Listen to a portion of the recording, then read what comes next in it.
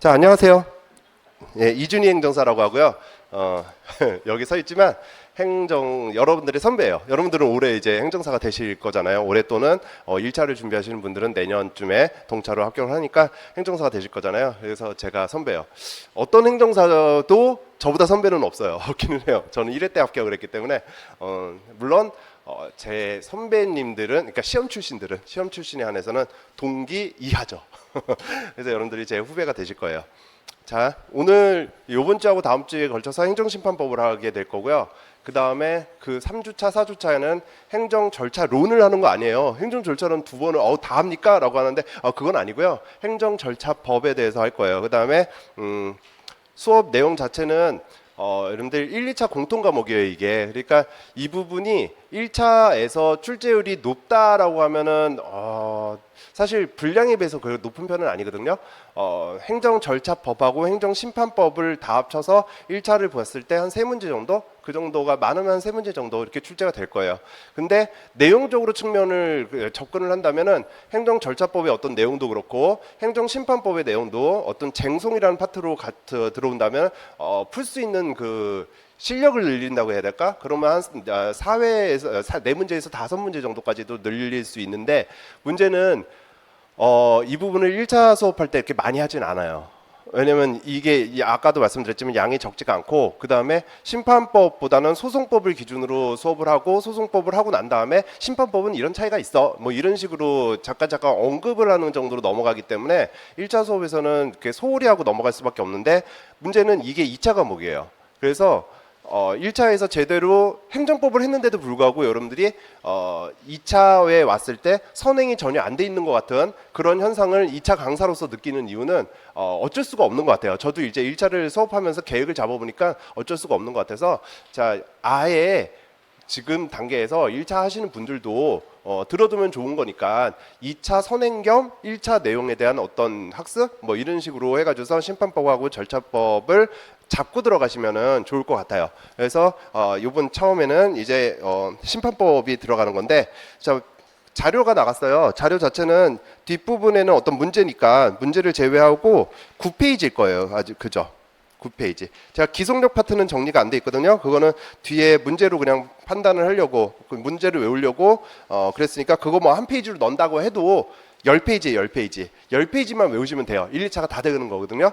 자, 그럼 행정심판법으로 2차에서는 한 40점 이렇게 잡는 거예요, 사실. 그렇게 따지면은 양이 이렇게 많은 건 아니에요, 여러분들. 그리고 지금 10페이지라고 하지만은 물론 이렇게 한 페이지당 이렇게 두 쪽으로 이렇게 막 구성돼 있어서 더 많을 것 같지만은, 제가 그래서 양이 많다고 하도 뭐라고 하시길래 제가 요거를 그냥 10포인트의 글자로 쭉 해봤어요. 쭉 해봤더니 한 3페이지, 4페이지 정도밖에 안 나오더라고요. 그러니까 양 많은 거 아니거든요. 이거는 제가 굉장히 많이 압축을 했기 때문에 단어 하나 다 그대로 좀 외워주신다라고 생각을 하고 접근을 하셔야 돼요. 자, 이거 보기 전에 뭐 기본적으로 한번 좀 생각을 해볼게요. 어차피 행정심판이라는 거는 그래요. 지금 우리가 뭐 행정 주체가 어떻고, 그 다음에 행정 객체가 어떻고 뭐 이러면서 따질 건 아니니까 잠깐 우리가 피청구인 적격을 할 때 따지긴 해보겠지만, 그렇게 하면서 행정 자격을 쭉 나열할 건 아니기 때문에 크게 행정심판의 대상이 되는 어떤 처분적인 걸로만 한번 경우를 나눠서 생각을 해볼게요. 자, 어떻게 될까요? 우리가 보통 처분이 있죠, 그냥. 그죠? 그러니까 적극적인 처분이에요. 제일 흔하게 나오는 거는 영업정지 처분, 뭐 이렇게 해서 미성년자한테 주류를 제공했다. 그럼 영업정지 2개월의 처분, 뭐 이렇게 처분 나오는 거. 가장 적극적인 처분이겠죠. 그런 경우가 있고, 또 신청을 했는데 신청에 따른 어떤 처분이 있겠죠. 근데 신청했더니 내가 해줄게 라고 해서 신청을 했더니 허가를 내줬어요. 그거를 갖고 행정심판을 하는 경우가 있죠. 하는 경우가 있는데, 그게 뭐 복효적이라든지 아니면은 제3자에게 불이익한 처분의 어떤 직접적인 당사자를 만들어 버리는 경우라든지, 그렇게 특별한 경우를 제외하고는 신청을 했더니 신청한 대로 처분을 했는데 그거 갖고 행정심판을 제기하는 경우는 없을 거예요. 그죠? 그럼 행정심판에서 문제가 되는 거는 이 처분이 어떤 처분일까요? 신청을 했는데 거기에 따른 어떤 거부를 하는 처분이 됐을 때가 문제가 되겠죠. 또 마찬가지예요. 신청을 했는데 거기에 따라서 우리가 아무것도 응답을 하지 않고 있는 부작위가 문제가 되겠죠. 그럼 뭐 이 세 가지일 거예요. 그럼 이걸 갖고 이제 흐름을 잡고 쭉 한번 가봐요. 처분, 갑자기 불이익한 처분이 나왔어요. 침묵적인 처분이 나왔어요. 그럼 여러분들은 뭐를 할까요? 이제 행정심판법이니까 행정심판을 제기하겠죠. 여러 가지 구제 절차가 있겠지만 그 구제 절차 중에서 우리가 뭐 행정소송을 시험범위도 아닌 행정소송이 나오지는 않을 거 아니에요. 물론 이 신청과 행정심판의 어떤 관계는 나올 수 있는데 행정심판을 기준으로 뭔가 이 신청을 묻는 그런 문제가 나올 수는 있겠지만 아무튼 지금 우리는 행정심판을 제기할 거예요.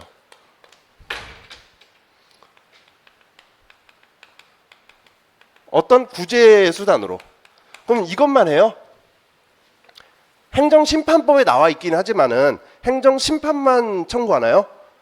행정심판을 청구하면서 보통 집행정지 신청서라든지 이런 신청을 하게 되죠. 그래서 가구제를 신청하게 되죠. 자, 그러면 경우에 따라서 우리가 한번 나눠 볼게요. 이쪽 이렇게 뭐 밑줄을 쳐볼까요? 이런 영업정지 처분이다 라고 한다면 행정심판은 뭘 제기를 할 거예요? 행정심판의 종류를 한번 생각해 보는 거예요. 여러분들이 행정사가 돼서 돈 받고 행정심판 제기한다 이렇게 생각을 해보세요. 그러면은 뭐를 할 거예요? 물론 처분의 어떤 그 위법성의 정도나 이런 걸 판단해서 무효를 할 수도 있는데 이 세상에 무효를 할 일은 없어요. 거의. 그 무효를 하는 이유는 제가 행정사가 됐을 때 뭐 이렇게 얘기하지만 제가 청구 기간이 지나서 돈은 받았는데 청구 기간은 지났고 그 다음에 의뢰인이 어떻게든 한번 나는 열받으니까 나는 어떻게든 뭐 행정심판이라도 뭐라도 한번 써주십시오 뭐 이러면은 무효로 뭐 이렇게 해가지고서 넣기는 하는데 뭐 각하되고 그러죠. 그죠? 뭐 그러긴 하는데 하여튼 그 뭐 그런 경우를 제외하고 그래서 무효는 제가 뭐 수업이나 이런데 여기다 칠판에도 안 쓸게요. 시험 문제가 나올 리도 거의 없어요. 그거는 객관식이나 뭐 나올 수는 있을까. 그래서 그러면은 여기는 취소 심판을 제기하겠죠. 그죠? 자, 거부 처분에 대해서 우리가 행정심판을 제기한다. 그러면 뭐가 나올까요?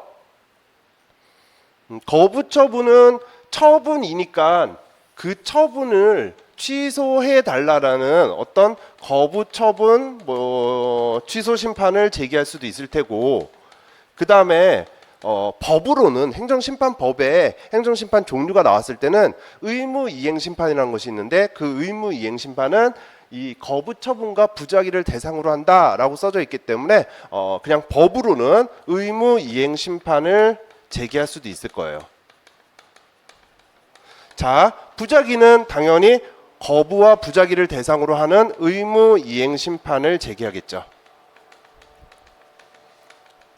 항상 심판의 어떤 종류를 선택을 할 때에는 그 종류를 내가 취소 심판을 할 거야. 그럼 거부처분 취소 심판을 할 거야. 의무 이행 심판을 할 거야. 이렇게 종류를 선택할 때는 그게 법적인 어떤 근거가 있어야 돼요. 그죠? 제가 거부와 부작위를 대상으로 하는 게 의무이행 심판이다라고 행정심판법에 써져 있었다고 했잖아요.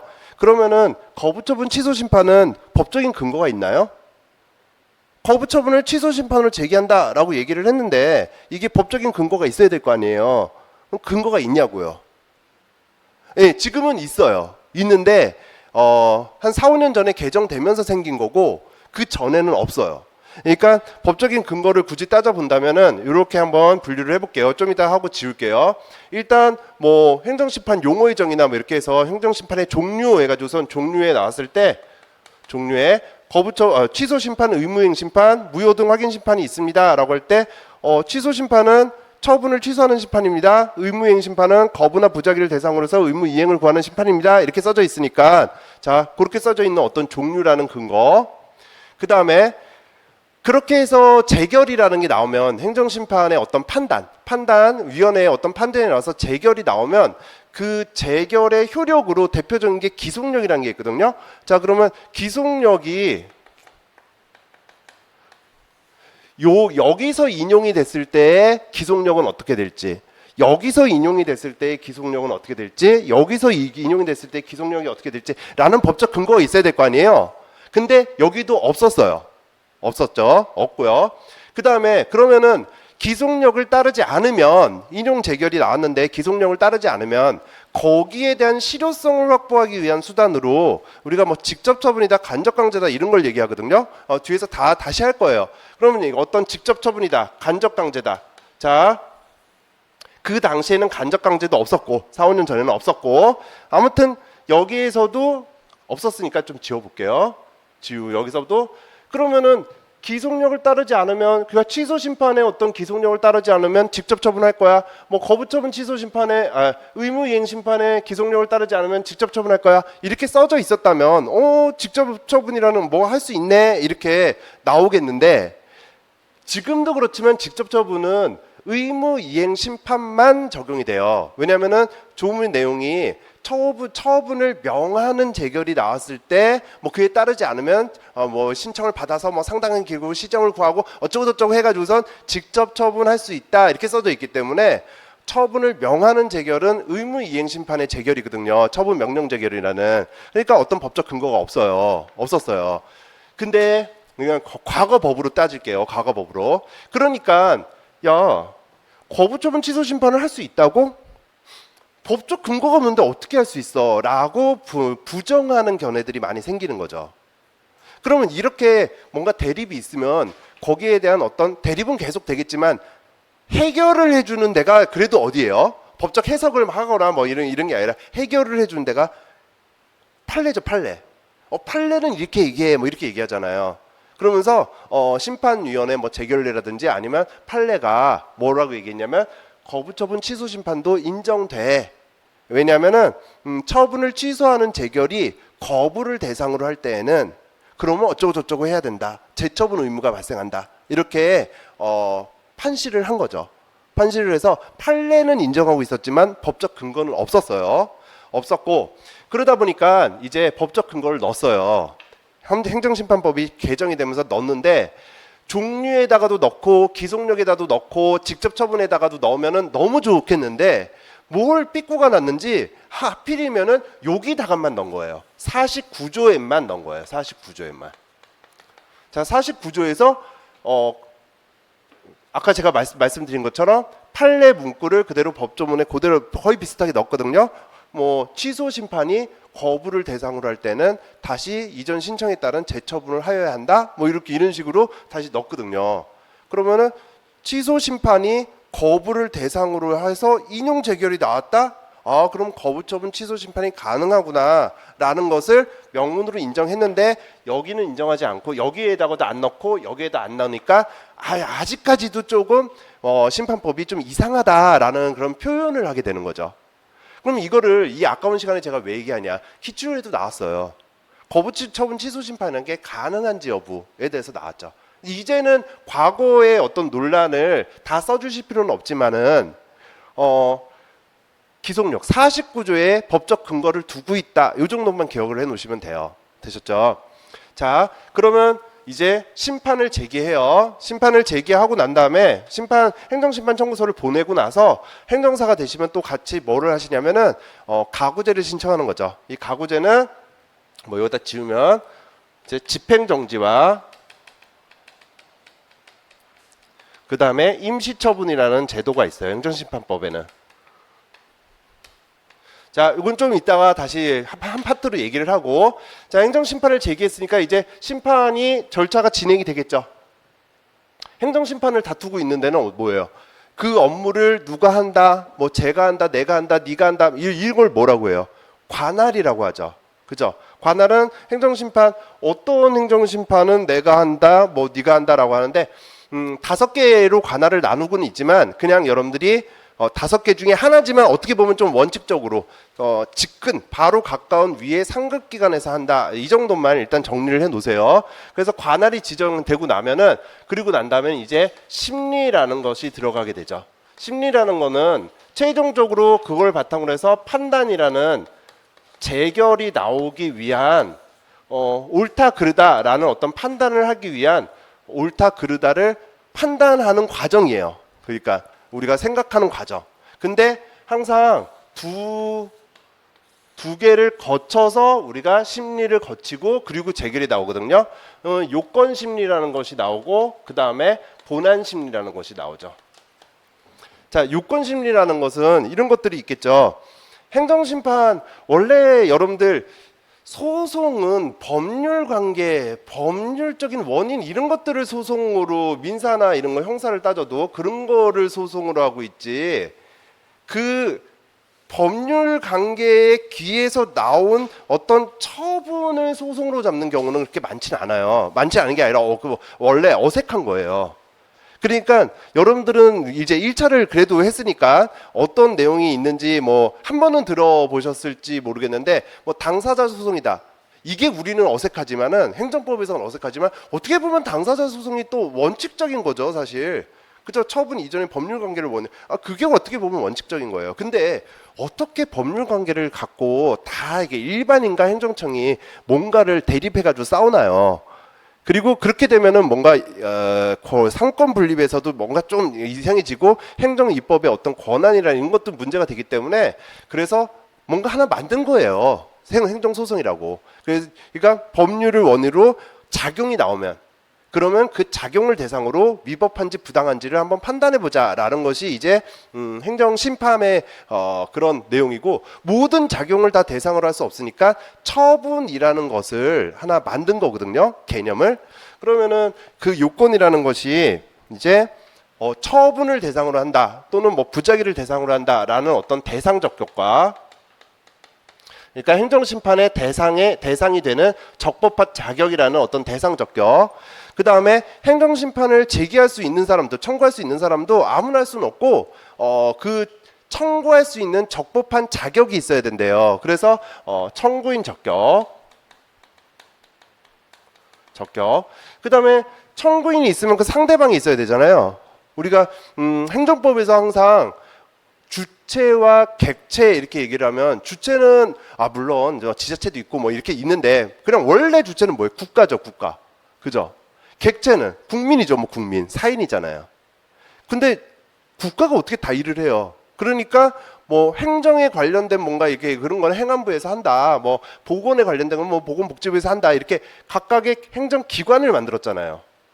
아까 법률 관계 같은 거는 뭐 어떤 기관에서 일을 하겠는데 문제는 처분을 대상으로 뭔가 소송을 제기한다, 심판을 제기한다라고 했을 때 행안부가 어떻게 나와요? 행안부가 나올 수가 좀 애매해지죠.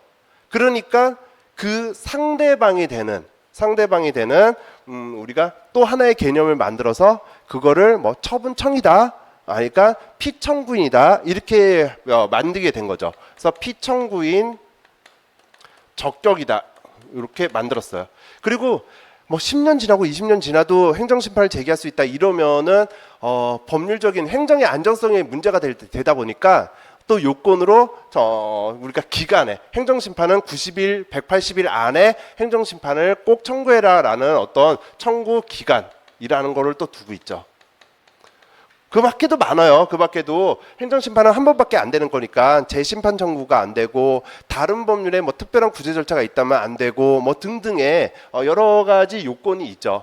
이 요건을 갖췄다면 이제 본안으로 들어와서 처분이 위법 부당한지를 판단하게 돼요. 그래서 위법 또는 부당한지 여부를 판단하게 되죠.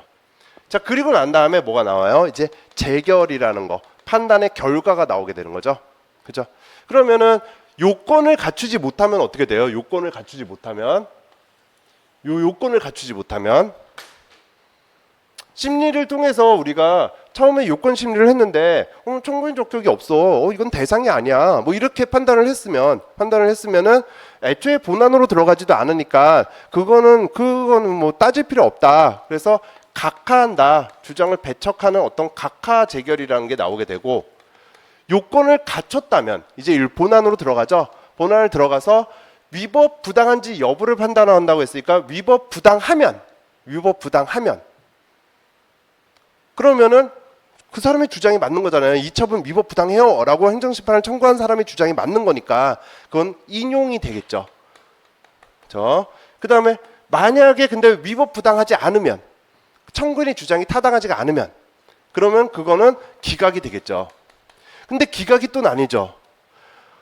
청구인의 주장이 타당하지 않는 게 기각이라고 썼는데 그거를 협의의 기각, 그러니까 정말 작은 의미의 어떤 협의의 기각이라고 한다면 그러면은 상대방의 주장, 청구인의 주장이 타당해요. 그러니까 위법 부당한 처분은 맞아요. 맞는데 그 처분이 만약에 취소가 된다면은 소급적으로 쭉 가서 모든 효력이 없어지게 되는 거잖아요. 자, 처분이 나오고 거기에 대해서 불복을 해가지고선 내가 행정심판을 청구하고 그래가지고선 거기서 재결이 나왔는데 그 재결을 통해서 만약에 취소가 됐다라고 한다면 여기까지는 공정력이라는 것 때문에 이 처분이 유지가 됐었으니까 이 처분을 바탕으로 한 여러 가지 사회적인 관계가 형성이 됐을 거예요. 그죠?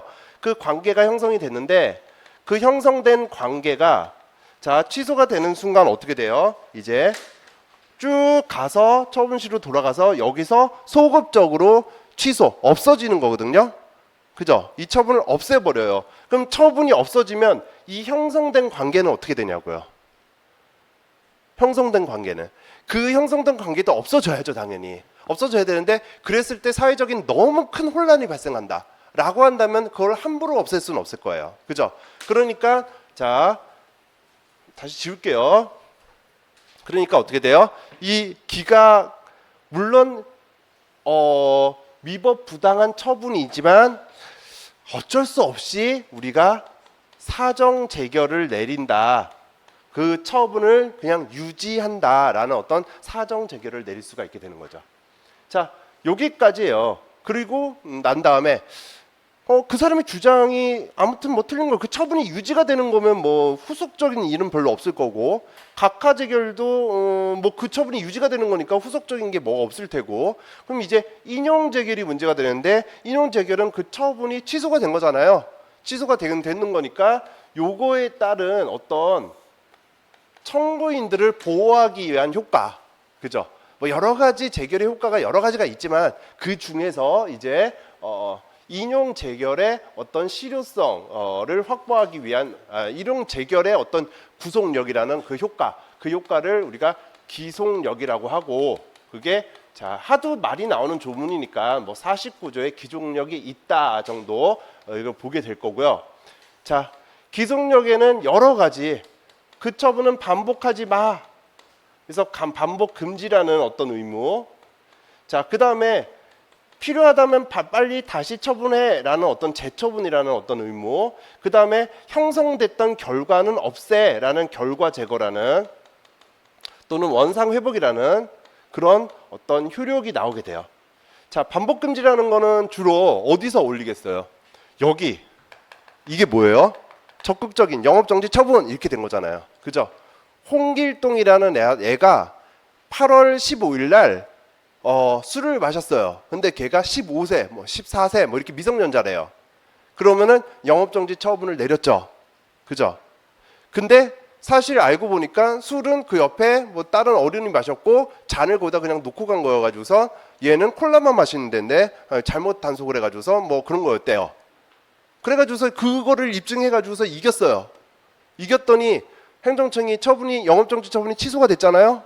취소가 되는데 행정청이 다시 또 8월 15일 날 홍길동이 술을 마신 거 맞아 막 자기 혼자 막 맞아 그래서 또 영업정지 처분을 내린다. 그러면 안 되겠죠. 그러니까 그렇게 반복하면 안 된다. 동일한 처분을 동일한 상황에 있는 시점에서 있었던 일을 배경으로 반복하면 안 된다라는 게 반복 금지 의무고요. 그럼 재처분 의무는 뭘까요? 재처분 의무는 자 처분을 다시 해야 된대요. 다시 해야 되는데 자 신청에 따라서 거부 처분이 나왔어요. 그죠? 자 신청에 따라서 거부 처분이 나왔어요. 그러면 이쪽으로 쭉 다시 가서 제가 신청을 했는데 근데 거부가 됐네요. 그 거부가 처분성이 인정돼서 여기 대해서 내가 불복을 해서 행정심판을 청구했더니 재결을 통해서 거부는 위법 부당해 라고 해서 인용이 된 거예요. 그럼 아까 인용이 되면 어떻다고 했죠? 제가 인용이 되면 쭉 돌아가서 이 거부가 어떻게 돼요? 없어지는 거잖아요. 취소됐으니까 없어져요. 없어지면 지금 어떤 상태예요? 신청한 상태가 되는 거죠. 그러니까 신청했는데 얘가 행정청이 거부했더니 행정심판 제기해가지고서 뭐 재결을 인용 재결을 받아 기분 나빠 아무것도 안 해 뭐 이래버리면요. 그러면은 행정심판을 이 사람은 행정심판을 하는 의미가 없어지는 거잖아요. 그죠? 그러니까 이 거부에 따른 거부를 해서 이게 없어졌다면 신청에 따른 재처분을 할 의무가 발생하는 거죠. 그죠? 자, 결과 제거는요. 아까도 말씀드렸지만 관계가 형성된다고 했잖아요. 그러면 그 형성된 관계를 없애야겠죠. 그죠? 그게 청구인에게 안 좋은 거라면은 없애줘야 될 거 아니에요. 자, 그런 것들을 결과 제거라고 해요. 자, 슬슬 이제 좀 졸리기도 시작하고, 그죠? 그렇긴 하죠. 이제 눈도 약간 빨개지고, 그죠? 자, 그러면 거부에 대해서 중요한 거 하는데 이제 한번 정리를 해볼까요? 거부에 대해서 정리를 하면은 거부는 정리할 것들이 굉장히 많아요. 일단 어디서부터 정리를 해야 되냐면 대상 적격부터 정리를 해봐야 돼요. 자, 신청에 따라서 거부를 했는데 그 거부가 대상 적격을 갖는지, 그러니까 행정심판 청구에 어떤 처분성을 갖는지. 행정심판의 대상 적격은 처분과 부작위를 대상으로 한다 이렇게 돼 있거든요. 처분과 부작위를 대상으로 한다. 근데 처분은 뭐예요? 행정청이 행하는 구체적 사실에 관한 법 집행으로서 공권력 행사 그 거부 이에 준하는 행정작용을 처분이라고 해요. 그러면 공권력 행사와 비슷한 어떤 그 거부, 그냥 모든 거부가 되는 것이 아니라 거기에 해당되는 거부, 그것만을 우리가 처분으로 보고 있기 때문에 일단 거부, 모든 거부는 아니고 거부의 대상 적격을 먼저 판단을 해야 돼요. 근데 작년 문제니까 올해는 나오긴 좀 힘들긴 하겠죠. 자, 그 다음에 다시 돌아가서 말씀드리지만 그러면은 이게 처분으로서의 어떤 대상 적격을 갖는다? 그 전에 행정심판을 뭘 제기할까요? 거부, 처분, 취소, 심판. 그죠? 거부에 대한 어떤 취소 아니면은 의무 이행. 요것들을 다뤄야겠죠. 그러니까 행정심판 종류를 선택하는 것부터 해서 그 다음에 대상 적격, 그리고 난 다음에는요. 그러면 심리를 거쳐서 이제 재결이 나와요. 재결이 나오면은 심판의 종류가 틀리니까 재결의 종류도 틀릴 거예요. 혹시 여러분들 취소 심판의 재결은 뭐가 있나요? 취소 재결, 변경 재결, 변경 명령 재결이 있겠죠. 의무 이행 심판의 재결은 뭐가 있어요? 인용 재결은 자, 인용 재결을 얘기하는 거예요. 처분 재결, 처분 명령 재결이 있을 거예요. 그죠? 자, 보통 이제 의무 이행 심판 같은 경우 요쪽으로 많이 보니까 아무튼 처분 재결과 처분 명령 재결이 있어요.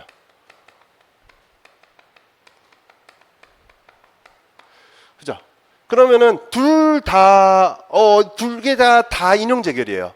근데 둘 중에 뭘 내려요? 그러면 처분 재결도 있고 처분 명령 재결도 있는데 법에는 두 개가 가능하다고 돼 있으니까 심판위원회가 둘 중에 뭐를 할까요? 심판위원회 마음이죠, 뭐 그거는. 둘 다 할 수 있게 돼 있으니까 둘 중에 아무거나 하면 되죠. 그런데 보통 실무나 그리고 실무가 아니어도 체계도 처분 재결보다는 처분 명령 재결을 내리죠. 왜냐면은 위원회가 아무리 우리가 지금 권력 분립이라는 어떤 하나의 직근 상급 기관이니까 권력 분립 원리에서 벗어나는 기관은 아니라고 하더라도 그래도 처분청이 더 전문적이고 처분청의 어떤 그 처분 권한까지 그냥 뭔가 위에서 다 뺏어가 버린다면 그러면 처분청이 좀 너무 없어 보이잖아요. 그죠? 자, 그래서 처분청의 처분 권한을 존중해서 우리가 처분 명령 재결을 내리게 돼요. 처분 권한을 존중해서. 근데 처분 권한을 존중해서 처분 명령 재결을 내리는 게 어떤 원칙이지만 애초에 처분 명령 재결을 내릴 수밖에 없는, 그러니까 권한을 존중한다는 의미가 아니라 그냥 처분 명령 재결을 내릴 수밖에 없는 사건들이 있어요. 그거는 위원회가 처분을 직접 할 수 없는 사건들이에요. 그런 것들이 뭐가 있을까요? 우리 기출에서는 정보공개 청구가 나왔어요. 우리 기출은 정보공개 청구는 어때요? 정보를 갖고 있는 사람이 공개할 수 있는 거지 위원회가 야 내가 공개할게 뭐 이렇게 할 수는 없잖아요. 물론 심판 과정에서 심리 과정에서 그 정보를 확보했을 수도 있지만은 보통은 그렇지 않은 경우가 더 많기 때문에 그냥 그리고 시험에는 그렇게 확보했다 이런 표현이 나오지 않기 때문에 정보 공개 청구 같은 경우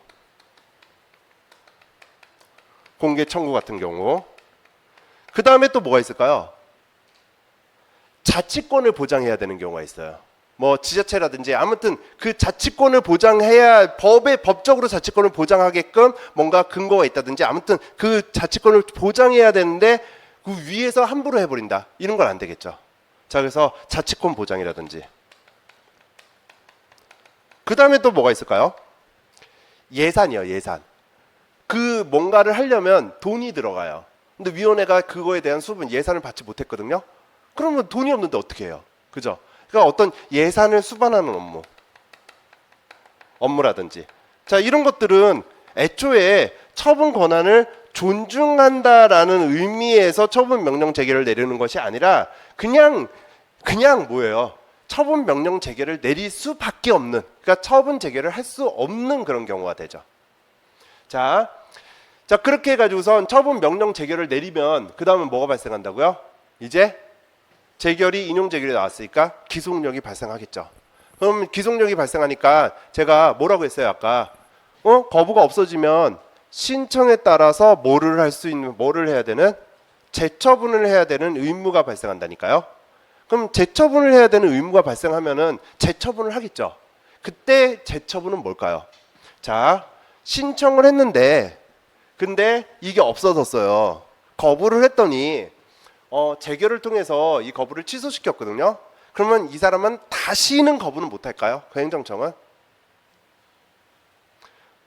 완전히 다른 사유로 다시 거부할 수 있죠.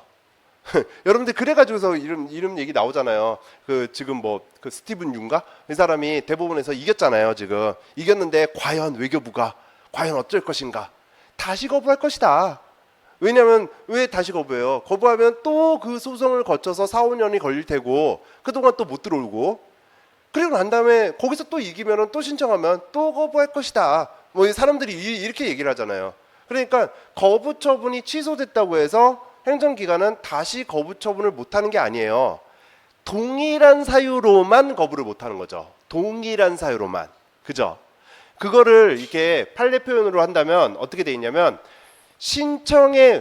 재처분 의무는 신청에 만족할 처분을 해야 되는 건가요? 아니면 재결의 취지에 따른 처분을 해야 되는 건가요? 신청에 만족할 처분이라는 건 뭐냐면은 신청할 사람이 만족하려면 어떻게 해야 돼요? 당연히 내 신청을 받아줘야겠죠. 그죠? F사 비자를 줘야 돼요. 뭐 누구야 그 유 씨한테 줘야 되는 거잖아요. 근데 안 준다니까요. 왜요? 재결의 취지에 따른 처분은 그 사유로 거부하는 것은 아니다라고 뭔가 얘기를 했기 때문에 다른 사유로 뭔가 수많은 사유 중에 하나를 또 들고 와가지고서 거부할 수 있는 거잖아요. 그죠?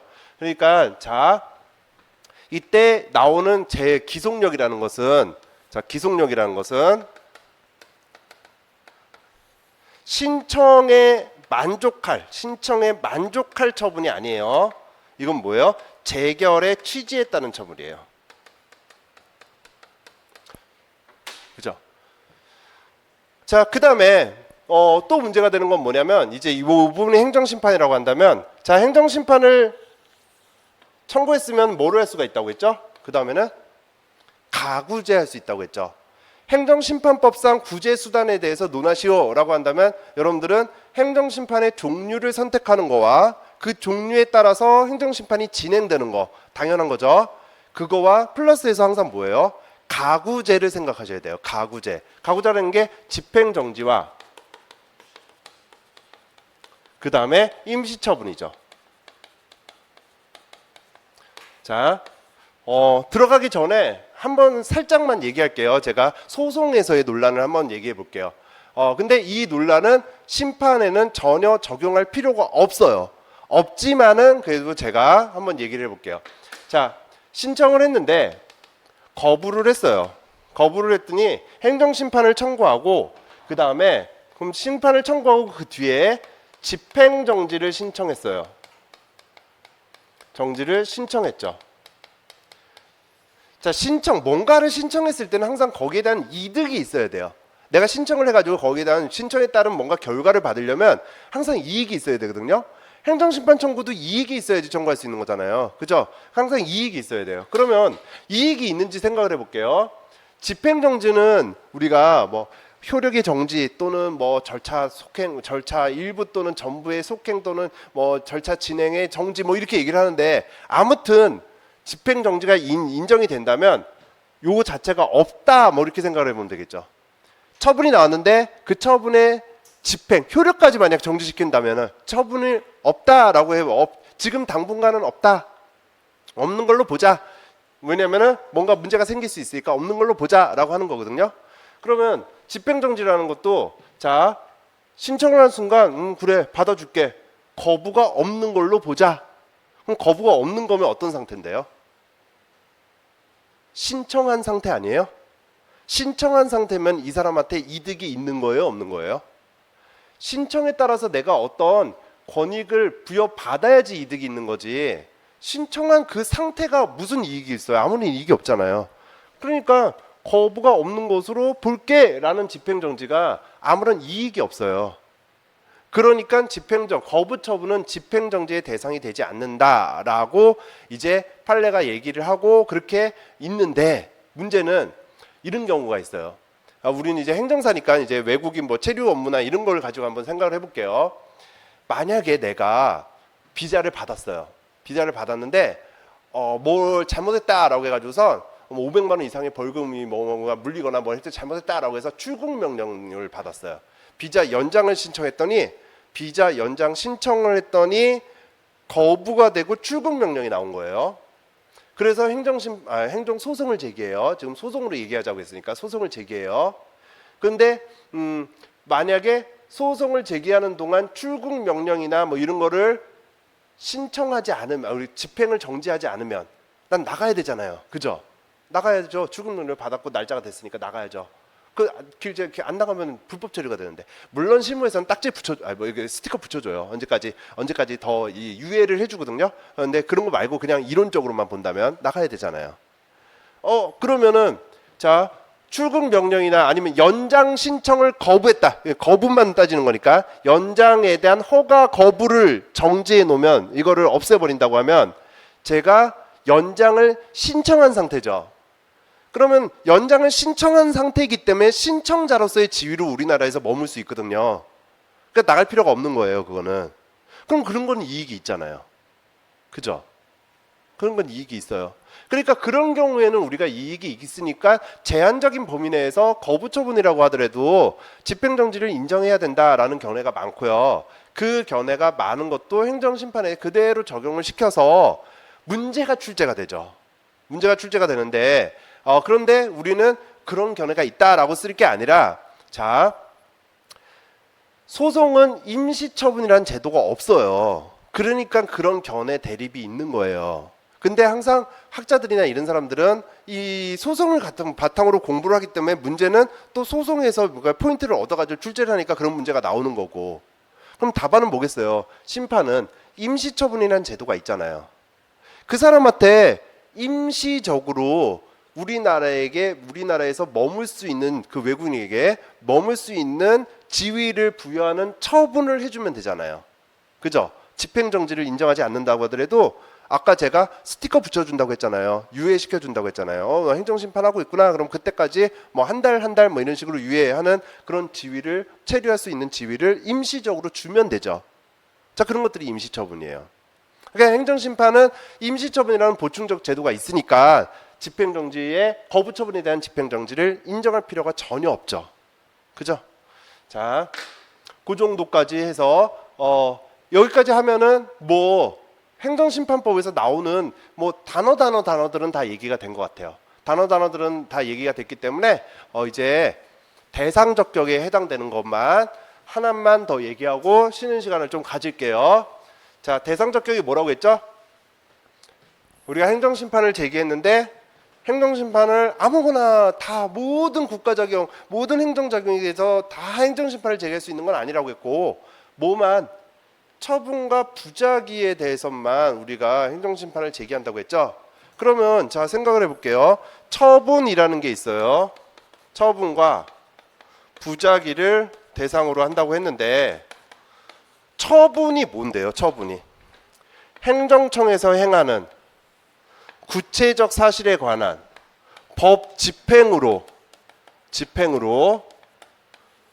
그 다음에 공권력의 행사, 공권력 행사 그 거부. 근데 여기 플러스에서 뭐가 들어가 있냐면 이에 준하는 행정작용이 들어가 있어요. 준하는 행정작용.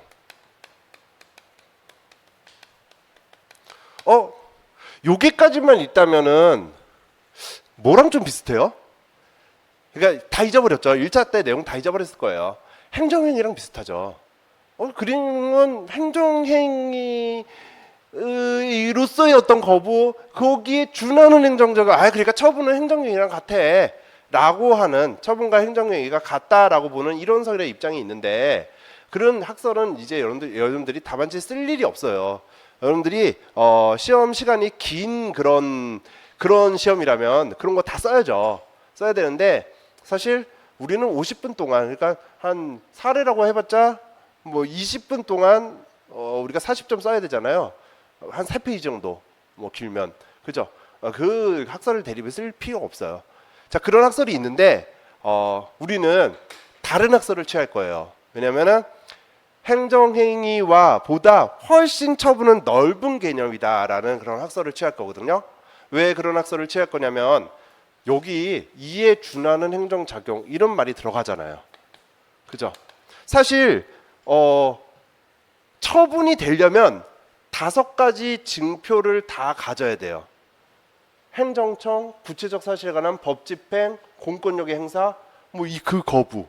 이 5가지를 갖춰야지, 이 징표, 요건이라고 해야 될까요? 징표를 갖춰야지 처분이 되는 거예요. 이게 없다면. 근데 이에 준하는 이란 얘기는, 여러분들 준한다라는 얘기는 똑같아야 되는 거예요. 5개의 요건을 갖고 있는 사람한테 5개의 요건, 그 사람과 준하는 사람, 그럼 그거보다 좀 모자라도 되는 거 아닌가요? 그죠? 그러니까 어때요? 이 5개를 다 갖지 않아도 좀 모자라도 처분의 개념으로 포함시키는 거죠. 그러니까 처분의 개념을 넓게 생각해야 돼요. 그것이 행정심판의 처분이 넓어지면 권익이 더, 국민의 권익이 더 좋은 거잖아요. 그러니까 뭐 나쁜 것도 아니고 더 좋은 거잖아요. 그리고 우리 수험 입장에서도 더 좋아요. 시험 문제로 대상적격을 쓰는 문제가 뭐가 나올까요? 영업정지 처분에 대해서 대상적격 여부를 쓰세요. 지가 처분이라고 해놓고 문제에 그래놓고 그거 대상적격을 쓰래요. 그럼 뭐 쓸 거예요? 행정청이 행하는 구체, 이거밖에 쓸 거 없잖아요. 그런 문제는 안 나오죠. 그죠? 그러니까 뭔가 특이한 게 나올 거예요. 그게 뭔지는 나도 모르죠. 그게 뭔지는 모르겠는데 뭔가 특이한 게 나올 거예요. 그리고 대상적격 여부를 쓰래요. 그러면 여러분들이 그 특이한 거의 성질이 뭔지를 다 판단을 해서, 그래서 행정청이 행하는 구체적 사실에 관한 법 집행으로서 공권력의 행사 거부인지를 판단하실 수가 있냐고요. 1차 때 배웠던 내용 다 기억도 안 나는데. 그죠? 없어요. 없으니까 어때요? 확대시키면 이에 준하는 행정작용, 처분 개념은 넓으니까 이거 대상적격에 해당된다 라고 결론을 내면 되잖아요. 그러면 대상적격에 해당된다라는 결론을 내기 위한 답안지를 만들어 놔야죠. 그냥 무턱대고 나는 대상적격에 해당돼 라고 얘기하면은 채점자들이 너 뭔데? 네가 뭔데? 그러면서 점수를 안 줄 거 아니에요. 그러니까 거기에 해당되는 답안지를 만들어 놔야 되는 거예요. 자, 그 다음에 거부는 아까 여기다가 거부가 나왔으니까, 자, 거부는 그냥 명확해요. 명확한 답안지가 있어요. 작년 시험 문제니까 뭐 간단히 넘어갈게요. 거부가 처분이 되려면 판례가 항상 신이라는 요소를 갖춰야 된다 이렇게 얘기를 했거든요. 공권력 행사에 대한 신청일 것. 그러니까 공권력을 행사해 주세요라고 신청을 했으면 거기에 대한 답변도 공권력 행사가 될 거 아니에요. 그죠? 그게 신청일 것. 그래서 그 거부가 나왔는데 그 거부를 통해서 나의 뭐 법률상 어떤 이 권익에 영향을 미쳐 직접적인 어떤 영향이 발생했을 것. 그 다음에 내가 신청할 수 있었던 어떤 신청권이 있을 것이라는 세 가지 요건을 갖춘다면 그 거부는 처분이 돼서 대상 적격을 인정한대요. 자, 그러면 이거는요. 이거는 판례의 문구를 외워주면 되는 거죠. 자, 프린트로 이제부터 들어갈게요. 자, 1번 보면 시험 문제가 어쩌고저쩌고 사례 문제는 어쩌고저쩌고 전쩌고 다 써져 있어요. 막 써져 있는데 그 써져 있는 내용의 뒷부분을 한번 보는 거예요. 뒷부분을 봤을 때 행정심판 청구가 적법합니까? 라고 물었다면 그러면은 뭘 살펴보란 얘기일까요? 행정심판 청구가 적법합니까? 라고 물었다면 청구가 적법합니까? 라고 물었다면 요건을 살펴보라는 얘기예요. 요건을 청구가 적법한지 주장의 내용 청구인 또는 피청구인이 주장한 내용이 타당합니까? 이걸 물었다면요. 본안심리 위법부당 처분의 위법부당 여부를 살펴보라는 얘기겠죠. 그죠? 청구가 적법합니까? 라고 물었다면 뭐라고요? 요건을 살펴보라는 얘기예요. 근데 그 요건이 이제 사안에 따라서 어떤 요건인지 모르죠. 딱 이런 사안 중에 행정심판을 청구하려고 합니다. 그 갑의 청구인 적격에 대해서 검토하시오. 이렇게 문제가 딱 나오면 너무 좋은데 그냥 청구인 적격에 대해서 써보세요. 이렇게 문제가 나온다면 뭔가 그 중에 몇 개만 논점이겠죠. 이 제가 쓴 것 중에 뭐 한두 개가 논점이겠죠. 한두 개가 논점이겠지만 들어가는 도입부에는 요건이 이런 것들이 있습니다라는 걸 쭉 다 써주는 게 점수 확보에 좀 도움이 되겠죠.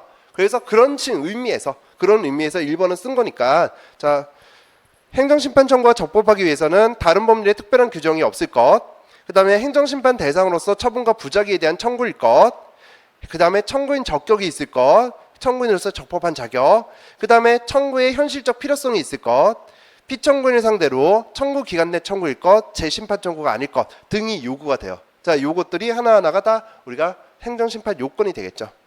자, 그래서 뭐 도입부에 쓰라고 하는데 최근에 출제 경향하고는 어울리진 않아요. 요즘에는 이렇게 분설형으로 나오면서 뭘 쓰세요라고 콕 집어주는 그런 경향이 많거든요. 그래서 어울리진 않지만 만약에 그래도 어울리지 않지만 이런 문제가 나온다면 이렇게 요건들을 쭉 한번 나열해 주면서 시작하면 되는구나 라고 여러분들이 그냥 참고하시면 돼요. 2번 의무 이행 심판에 대해서 쓰세요. 이런 문제 안 나와요. 안 나오는데 하도 거부와 의무 이행 심판이 많이 문제가 되기 때문에 시작하면서 한번 읽고 넘어가자고 넣어놓은 거예요. 이거 외우실 필요 없어요. 없으니까 그냥 저랑 같이 읽으면 돼요. 의무 이행 심판이란 행정청의 위법 또는 부당한 거부 처분이나 부작위에 대해서 일정한 그러니까 위법, 부당한 거부 처분이나 부작위에 대해서 일정 처분을 하도록 하는 심판을 말하죠. 그러니까 거부 처분과 부작위를 대상으로 하고 있고 일정 처분을 하도록 하는 심판이에요. 인용 재결이 있으면 재결의 취지에 따른이에요. 신청에 만족할 처분이 아니라 재결의 취지에 따른 처분이죠. 처분을 해야 하며 그게 뭐라고요? 재처분 의무가 발생한다는 얘기죠. 그렇지 않는 경우 당사자 신청에 따라 당사자가 신청을 하면 상당 기간을 정해서 시정을 명하고 그러니까 재처분 의무를 이행하지 않는다면 당사자가 신청을 해서 제 재처분 의무 이행하지 않아요 라고 신청을 하는 거예요. 그럼 거기에 따라서 이제 심판위원회가 먼저 시정명령을 내리고 그런데도 안 하면 직접 해당 처분을 할 수 있다. 직접 처분을 하는 거죠. 자, 직접 처분 그 다음에 간접강제에 해당되는 내용이에요. 자, 또한 그 밑에는 이제 간접강제겠죠.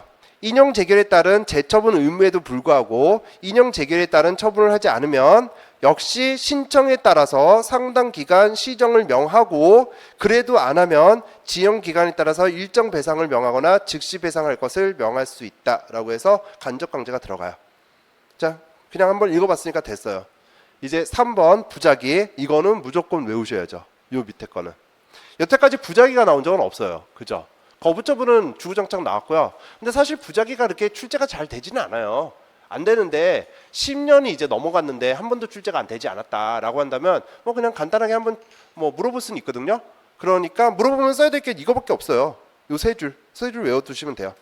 당사자가 신청을 했는데 신청하고 너 바로 안 했네. 뭐 이거 뭐 1초 지나서 바로 안 했네. 뭐 이런 거 아닐 거 아니에요. 그러니까 상당한 기간이 지나요. 상당한 기간이라는 거는 항상 뭐예요?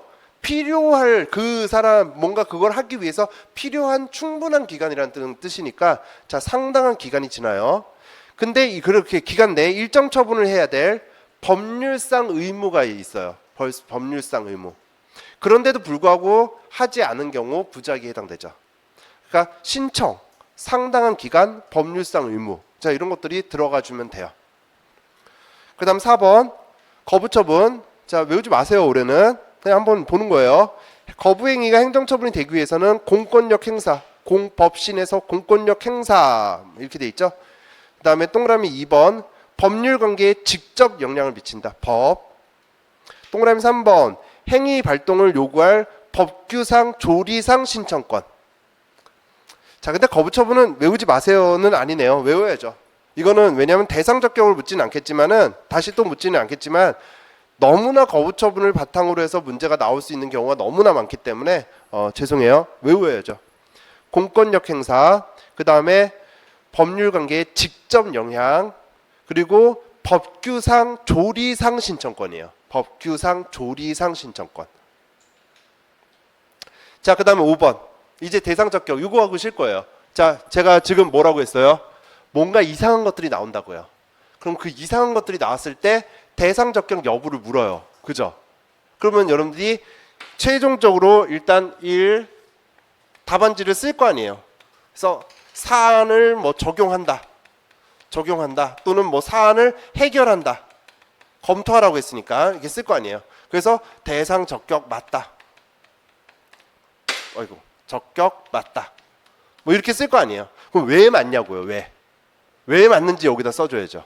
여기다가 그 다음에 여기다가 앞에 조금 써줘야죠. 그죠? 그 다음 여기는 뭐 쓸까요? 여기는 행정심판의 대상적격에 대해서 쓰라고 했으니까 행정심판의 대상적격이 뭔지를 쓸 거 아니에요. 행정심판의 대상은 그죠? 행정심판의 대상은 처분과 부작이다. 처분과 부작이다. 지금 사안에서 처분일지 부작일지를 여러분들이 구분을 못할까요? 아무것도 안 하고 있으면 부작이고요. 뭘 했으면 처분이잖아요. 그리고 지금 부작위는 제가 아까 이것만 쓰면 된다고 했잖아요. 부작위는 이 답안을 쓸 필요가 없어요. 그죠? 지금 뭔가 처분에 대해서 나왔기 때문에 그럼 부작위는 의미를 쓸 필요 없고 처분은 어떤 개념이라고요? 행정청이 행하는 구체적으로 이거 써주면 되겠죠. 처분의 의미, 그죠? 의미를 쓰고 그 다음에 그 처분의 판단 기준을 써주는 거예요. 판단 기준은 제가 만든 것이 아니라 판례나 재결례나 여기서 너무나 유명하게 쓰여지고 있는 그런 내용이에요. 그것도 굉장히 길기 때문에 좀 많이 줄여봤어요. 자, 그러니까 이제 5번 대상 적격 한번 읽어볼게요. 1. 행정심판 대상, 처분과 부작위를 대상으로 한다. 처분이란 행정청이 행하는 구체적 사실화하는 법 집행으로 공권력 행사, 그 거부 이에 준하는 행정작용을 의미한다. 그러면 그 처분이 뭔지 이 대상 적격의 판단 기준, 자 그대로 외워주세요. 되게 긴 거를 많이 줄여놓은 거거든요. 제가 사실 있는 거 그대로 다 외우라고, 판례 표현 그대로 다 외우라고 말씀드리고 싶은데 잘 못 외우시더라고요.